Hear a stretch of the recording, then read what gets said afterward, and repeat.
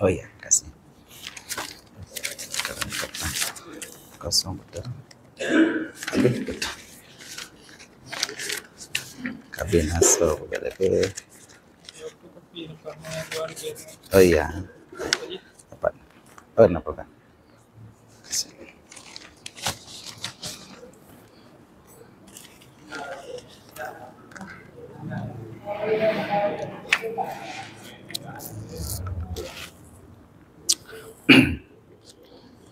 Assalamualaikum warahmatullahi wabarakatuh.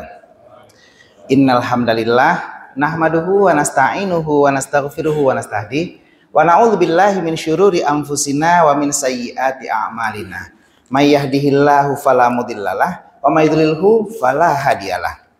Asyhadu an la ilaha illallah wahdahu la syarikalah wa asyhadu anna sayyidana Muhammadan abduhu wa rasuluh la nabiyya ba'dah. Puji syukur mari sama-sama kita panjatkan kehadirat Allah Subhanahu wa taala, di mana pada malam ini Allah masih mengizinkan kita berjumpa, bersua dan bertatap muka bersama pada pengajian rutin setiap hari Selasa di kitab Minhajul Abidin, sebuah kitab yang mengajarkan kepada kita tentang bagaimana berakhlak dan beretika. Selawat beriring salam mari selalu kita sanjung sajikan kehadirat Nabi besar Muhammad sallallahu alaihi wasallam, di mana beliaulah yang diutus kepada kita untuk memperbaiki akhlak kita. Innama bu'istu liutammima makarimal akhlak.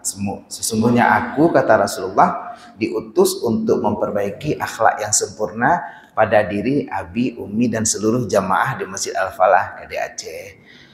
Nah, pengajian kita minggu yang lalu kita sudah bercerita tentang beberapa uqbah, tentang beberapa rintangan. Ada uqbatul awaiq, yaitu 4 perkara dunia, habis itu ada makhluk, ada setan dan ada nafsu. Setelah itu ada lagi uqbah yang kedua yang juga kita uqbatul awarid ya. Dia 4 hal. Yang pertama rezeki, yang kedua khatir yang bergerak daripada sesuatu ketakutan, yang ketiga takut dengan, yang ketiga bala, dan yang keempat yaitu manis dan pahitnya dunia. Apabila kita sudah selesai menyelesaikan hal-hal 2 awarid itu, maka kita akan dihadapkan lagi dengan rintangan yang ketiga dalam saat kita beribadah. Apa itu rintangan yang ketiga? Uqbatul bawa'is. Apa yang yaitu?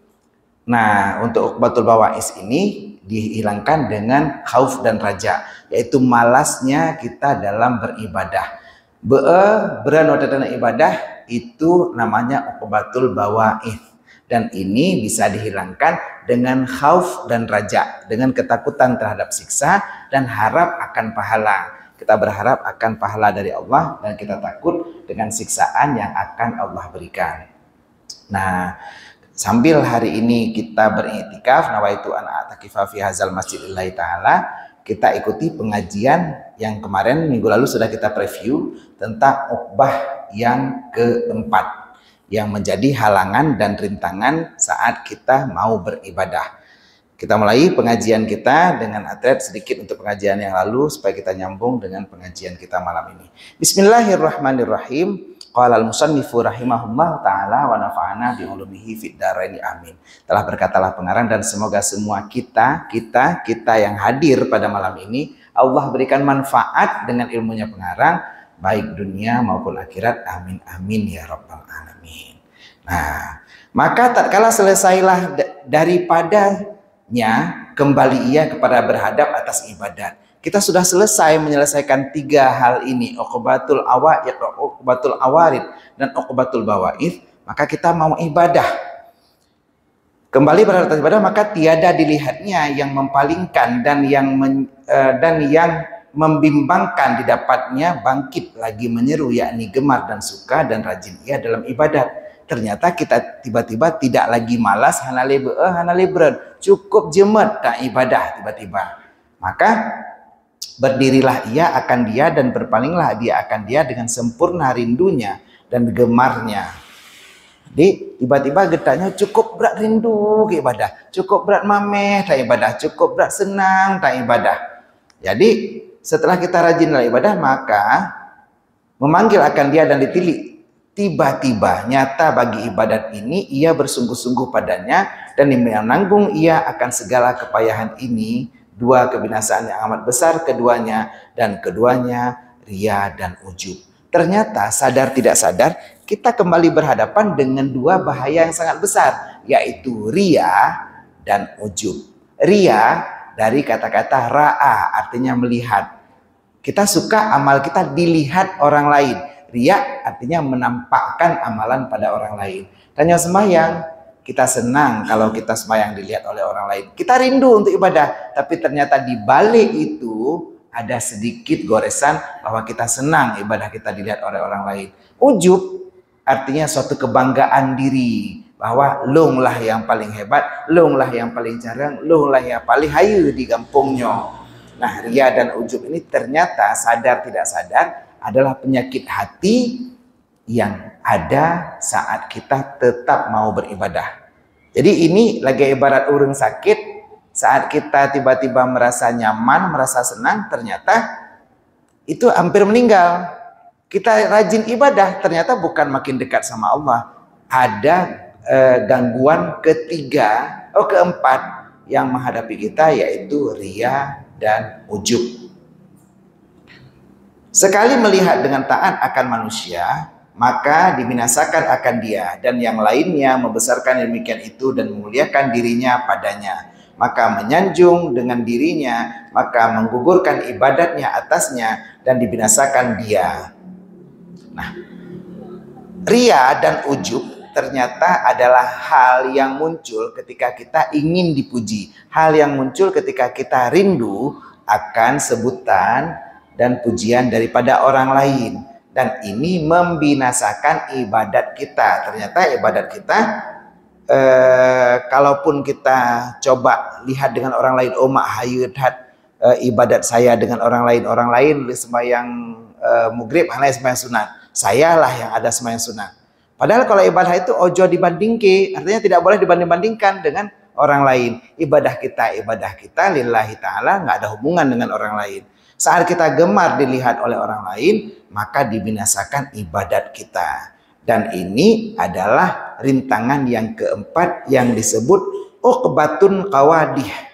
Uqbatun qawadih. Jadi uqbatul awaiq, uqbatul awarid, uqbatul bawaith, dan uqbatul qawadih.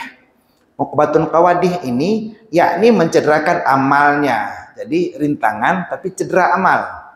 Dia bukan hubungan dengan eksternal, bukan hubungan dengan syaitan, bukan hubungan dengan makhluk, bukan hubungan dengan nafsu, tapi dari dalam diri kita sendiri, dari dalam hati kita munculnya. Mencederakan amal, makanya disebut uqbatun qawadih. Uqbah artinya rintangan, qawadih artinya cedera. Dia rintangan tapi membuat cedera katanya. Sang-sang katanya jemaat ibadah, ternyata ada ria, ada ujub, jadi cedera amalnya. Maka berkehendak ia kepada memutuskan dia dengan apa obatnya? Ikhlas. Maka berkehendak ia memutuskan ria dan ujub ini dengan ikhlas. Caranya ikhlas dan menyebutkan nikmat yang demikian itu daripada Allah Ta'ala. Artinya saat orang ikut, oh mak, tengku jemaat tak dong sembahyang. Orang lain ijabut paling si malam, orang titip malam dah di musik ke Aceh.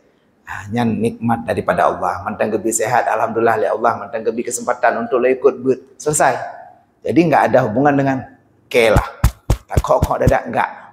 Kita kembali saat kita beribadah dan dipuji oleh orang lain, gimana caranya? Ikhlas dan menyandarkan ibadah ini hanya kepada Allah. Ternyata saya bisa ibadat, hayu don but kok lega suron, ada Allah jo. Kok jemaat sedekah, ada Allah bi. Cukup hayron tolong kok, Allah yang tolong.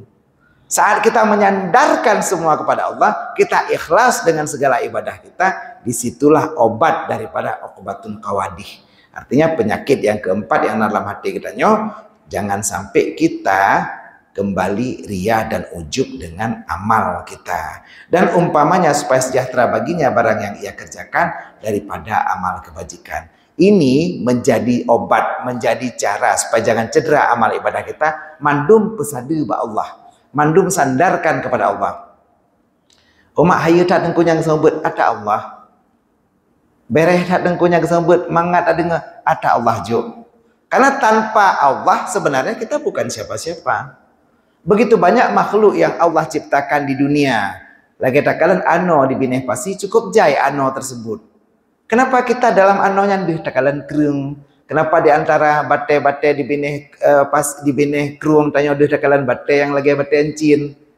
Pada tak kalian tamano di bineh kerung, di bineh sungai, di pinggir sungai. Kita tiba-tiba melihat ada batu yang bening, ada batu yang cantik, ada batu yang nampak agak merah, ada batu yang nampak agak kuning. Kenapa? Allah mengizinkan mata kita melihat di atas itu. Saat kita makhluk diciptakan semua sama oleh Allah, lalu Allah ciptakan kelebihan-kelebihan pada kita. Nak urang yang jemat bet, nak urang yang jemat sembahyang, nak urang yang jemat sedekah, nak urang yang jemat bantu orang lain. Ini kelebihan yang Allah berikan kepada kita. Dan ketika ini disadari oleh orang lain, itu juga pemberian Allah. Artinya, sehebat apapun kita, tanpa ada rasa yang Allah titipkan ke orang lain, maka ini tidak ada gunanya. Tanya cukup jemat dah semua bet. Cukup haya, cukup carang, cukup malim. Cukup gad dapegah habar, dapegah habar lucu, orang lain galak dengan dia berhabar. Tapi nanti tanggal 12 Rabiul Awal malam pun Maulid, hinoi pegat acara di Masjid Kedai Aceh, tanya diundang hana. Untuk apa? Kita hebat sekali. Kita orator, public speaker, smart communication, pandai ngomong, tapi hana seundang. Tanya hayu, imum cukup lagak tanya hana seundang imum. Dalam daftar imum hana nan katanya. Kenapa? Karena Allah tidak melemparkan ini ke diri manusia. Ditanya tari, ditanya laga, wajah kita cantik, pakai skincare, pakai bedak, pakai celak, pakai segala macam. Tapi nggak ada yang lihat. Hana so kalen, hana so lirik. Kenapa? Tidak ada Allah yang menetapkan rasa suka di diri manusia yang lain. Nah, saat Allah titipkan itu ke hati manusia yang lain, maka sepatutnya kita sandarkan ini hanya kepada Allah. Kalaupun wajah kita cantik, orang mau lihat kita, ternyata itu karena Allah menitipkan cinta di hati kita. Cinta kepada kita di hati orang lain juga pastinya. Jadi saat Allah titipkan ini, ingatlah bahwa semuanya terjadi karena Allah. Ustadz Abdul Somad misalnya di Riau beliau. Padahal di sini ada juga yang ngomong sepandai beliau. Tapi kenapa kita sampai suka sekali dengan beliau, sampai nonton begitu rame? Kemarin saya ada teman di MPU buat penelitian. Kenapa orang wate kadang-kadang ustadz yang seperti itu datang begitu ramai, sementara orang lain sebut masojatan. Nah ternyata ini juga akibat daripada Allah titipkan cinta di hati kita. Ruh galak terkalen. Tapi tanpa itu semuanya hilang. Ada beberapa ustadz misalnya ustadz yang terkenal dengan sedekahnya, misalnya ada beberapa yang dulunya begitu dipuji sama orang. Tiba-tiba Allah balik. Jino kan dibenci oleh orang. Antara puji dan benci begitu cepat berganti. Artinya jangan sampai kita sombong saat kita berada di atas. Jadi kalau kita hari ini memang sedang diberikan kelebihan oleh Allah, kita nyawa gembira seki, kita nyawa gebi mampu tulung, kita nyawa bantu lain bantu. Jangan sampai ria dan ujub menimpa diri kita sampai kita sangsang Yohana tanya payah tuk kampung Kedai Aceh. Jangan juga.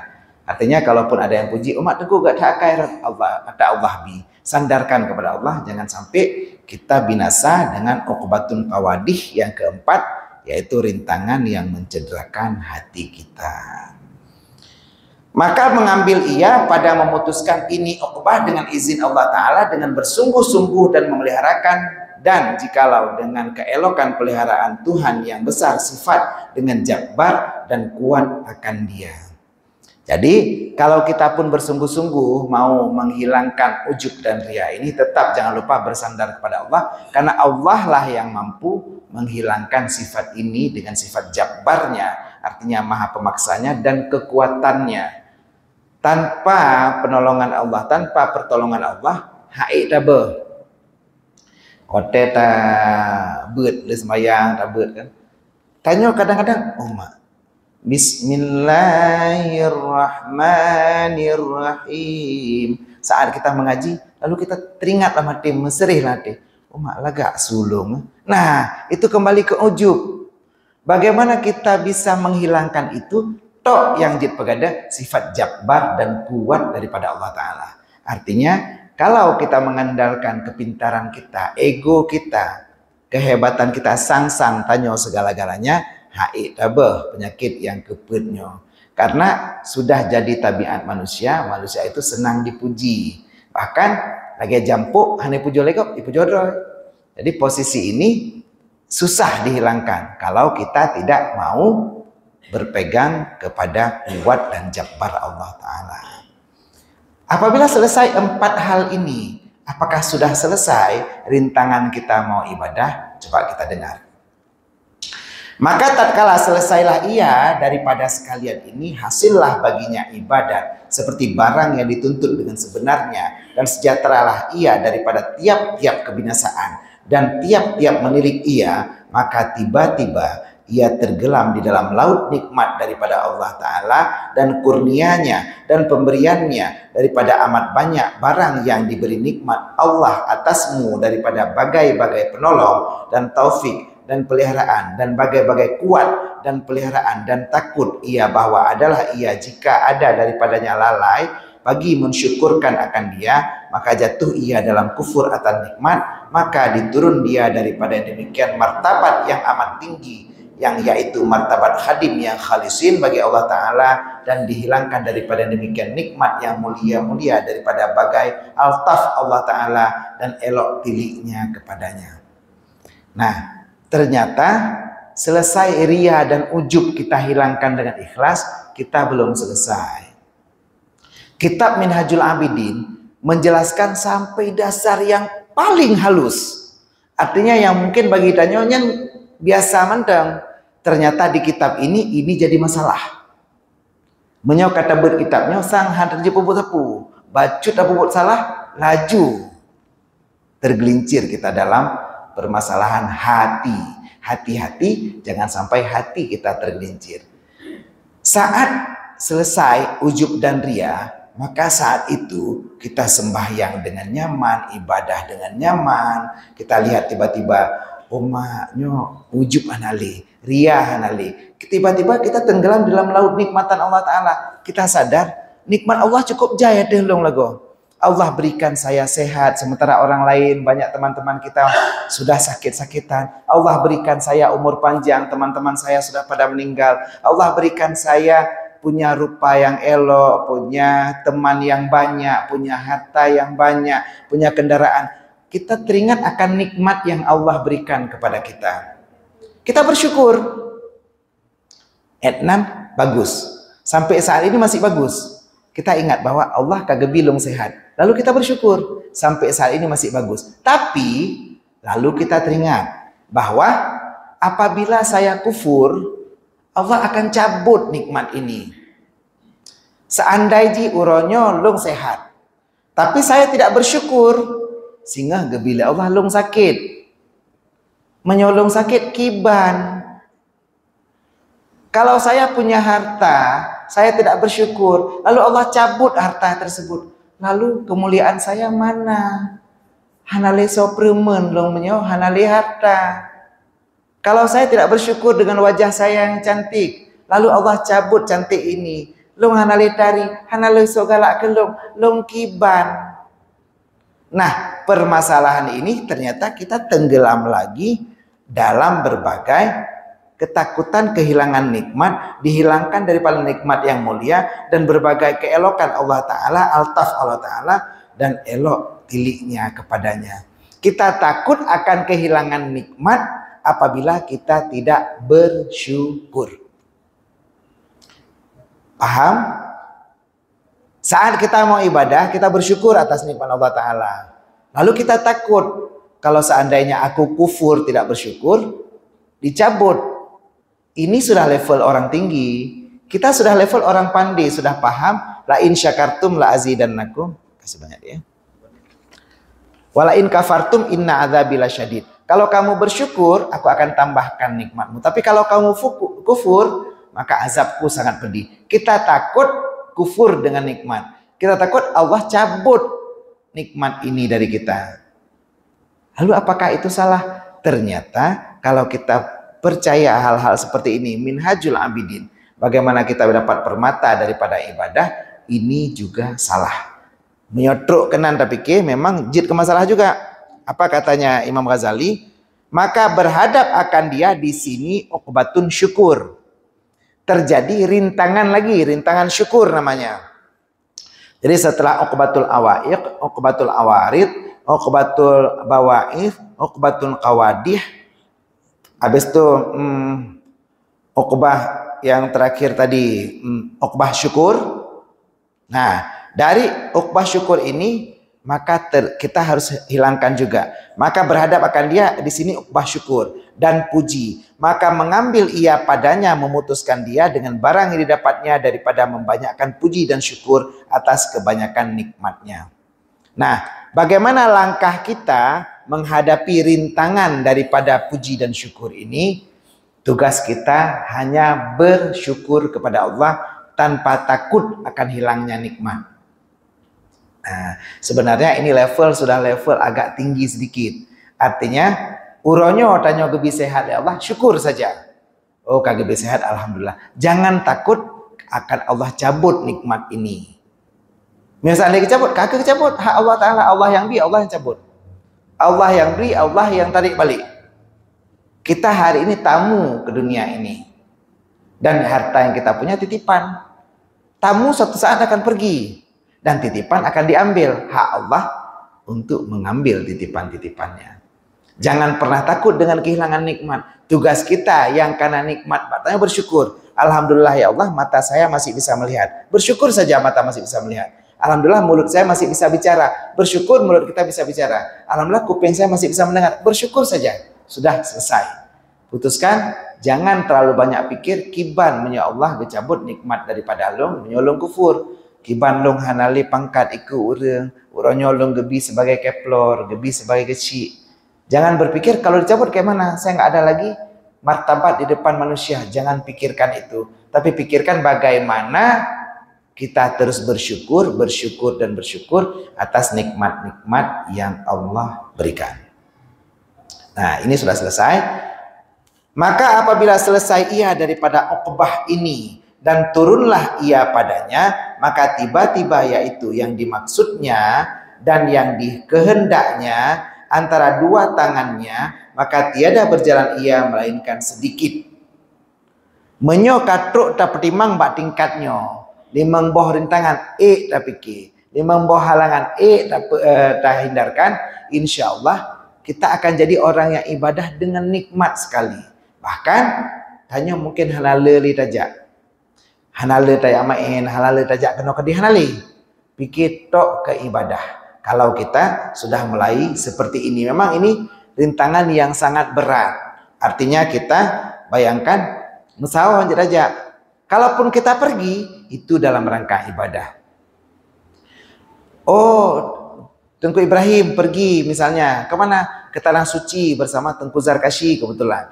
Imam Syekh katanya mungkin akan umrah di tanggal 7 November 2022. Kita pergi, boleh. Perginya ke Tanah Suci untuk ibadah. Saja umrah bersama Tengku Imam Syekh katanya, Ketua Tasawuf Losmawe. Boleh. Kalaupun kita pergi melangkahkan kaki, tujuannya untuk ibadah. Jadi kita mungkin kahnali tajak-jak, tiada berjalan ia melainkan sedikit, hingga jatuhlah ia di dalam tempat turun perhentian kurnia dan padang rindu dan tanah lapang mahabbah.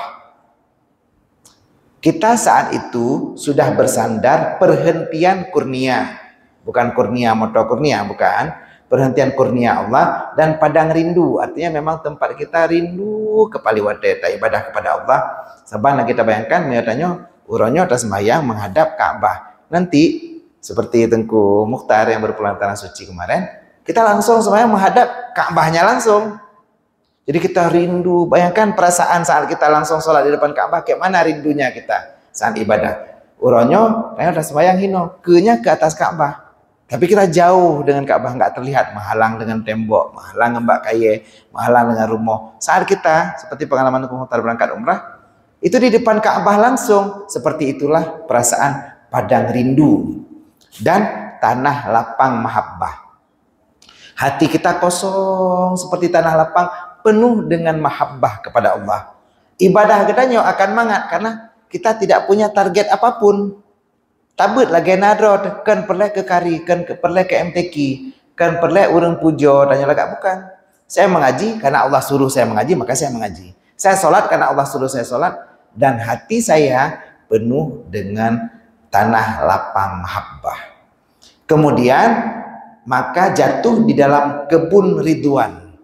Lalu kita seakan-akan berjalan, bayangkan kita berjalan di dalam kebun ridwan. Kebun ridwan ada kebun keridhaan Allah, penuh dengan keridhaan Allah, nyaman, hijau. Kita dengar suara gemericik air, kita dengar suara dedaunan, lalu kita rasakan gesekan dedaunan antara kebun-kebun ridwan, ridha Allah Ta'ala.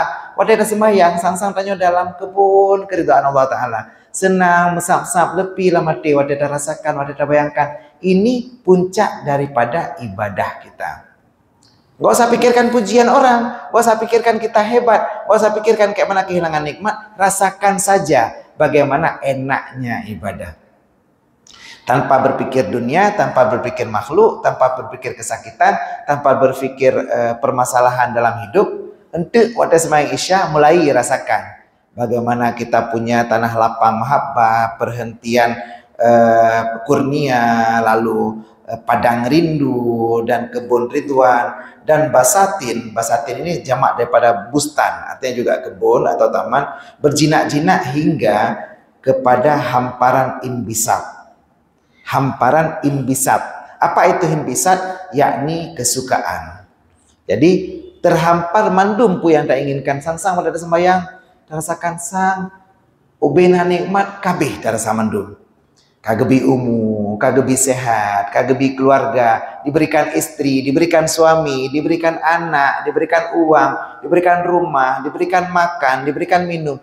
Kita merasakan semua kesukaan, semua nikmat sudah kita rasakan. Dan saat ini kita sholat, sebentar lagi sholat Isya, merasakan nikmatnya saat kita di hamparan imbisat. Artinya hamparan kesukaan kita saat beribadah kepada Allah. Dan martabat mendapatkan diri dan tempat munajat dan tercapai persalinan dan karamat, maka yaitu bersedap-sedap ia di dalam nikmat. Nah, kita sudah sampai kepada tempat persalinan karamah, artinya berbagai kemuliaan. Maka saat itu kita bersedap-sedap dalam bahasa kita, artinya mangat-tat manisnya kelezatan ibadah. Cukup senang wadah tak ibadah, ini perasaan untuk wadah sembahyang. Saat tanya wadah sembahyang untuk Isya dan rasakan di setiap ibadah-ibadah kita lain tanpa beban. Hana perle urung pujo, hana perle kita dipuji tidak melambung, dijatuhkan pun kita nggak ada masalah apa-apa. Ada ikut oma iroku hana laga ketan. Oma iroku laga dari Allah. Kita tidak terpengaruh lagi dengan apapun. Oma dengku hayu tak ada ibadah, ada hayu dari Allah. Oma hana hayu, ada hana hayu pikan long yang pembut. Dari Allah mendung. Kita serahkan semua kepada Allah dengan ikhlas. Kita punya raja, harapan, punya khauf, ketakutan terhadap siksa. Maka ini membuat kita bersedap-sedap dalam nikmat, di dalam kelakuannya, berbalut-balut dalam kesukaan baginya. Dibayangkan di dalam beberapa hari tinggalkan dan selama-lamanya umurnya dengan taubat di dalam dunia dan hati di dalam uqbah, yakni akhirat. Bayangkan seakan-akan kita berada, tubuh kita di dunia tapi hati kita sudah berada di akhirat. Ini perasa untuk saat drone ibadah, sang-sang akhiran mentang negidang di atas tanah. Tapi hati kita, jiwa kita seakan-akan sudah berada di taman-taman surga, berkeliling dalam kebun-kebun keridhaan Allah Ta'ala, dan nikmati ibadah. Dan di Minhajul Abidin inilah diajarkan kiban cara ibadah kita lebih berkualitas. Bagaimana tata cara ibadah kita itu lebih bisa kita gunakan maksimal dalam mencapai ridha Allah Ta'ala. Kita sudah sampai di titik bagaimana nanti kita bisa aplikasikan dalam kehidupan kita. Insya Allah kita lanjutkan lagi minggu depan. Mudah-mudahan kita bisa pelajari lagi bagaimana nikmatnya beribadah dalam kitab Minhajul Abidin ini. Baik, kita bacakan Fatihah untuk kita semua yang hadir di sini. Niatkan apa yang kita inginkan, apa yang kita hajatkan. Semoga ibadah kita Allah jadikan lebih nikmat nantinya. Sampaikan juga kepada orang-orang tercinta kita di tanggal 13 September 2022 ini, ila hadratin Nabiyil Mustafa Rasulullah sallallahu alaihi wasallam wa ala alihi wa azwajihi wa dzurriyyatihi ajmain wa ala kulli sahabati wat tabi'in wa tabi'in tabi'ina lahum ihsan ila yaumiddin wa ala abaina wa ummahatina khususan dalam tamaha nabi ya Allah fi hajil masjid yaqdi hajati nabi barakati fatihatil kitab yaqdi hajati Tengku Muhammad bin Yusuf Umar Rasnijar bin Muhammad Daud Muhammad Husain bin Mahmud Ibrahim bin Muhammad Syam Amiruddin bin Hamzah Indra Fitriani bin Sukidi Irwan Syah bin Abdullah Haji Abdul Hamid Ali M. Fauzan Azimah bin Amiruddin Mukhtar bin Tengku Abdul Salam Alok bin T. Sembiring Ismet bin Abdullah M. Isa bin M. Gade Jamaluddin bin Ishaq Ustadz Ngadimin Ali bin M. Ali Banta Misnam binti Kasimun, Asmanizar binti Hasballah, Husnaniah binti Usman, Nurhayati binti Muhammadiyah, Halimah binti Ali Basyah, Umi Salamah binti Hanafiyah, Salmina binti Abdul Muttalib, Yusra binti M. Yusuf, Rosmaini binti Ismail, Najwa putri Alifah binti Effendi, Sakila Amira Saputri binti Bakhtiar, Royani bin Radali, Usman bin Sarung, Kamisin bin Laksa, Yaqdi hajati Nabi barakati Fatihatul Kitab, ala hadhihi niyah wa kulli niyatin shalihah, ajma'in al-Fatihah.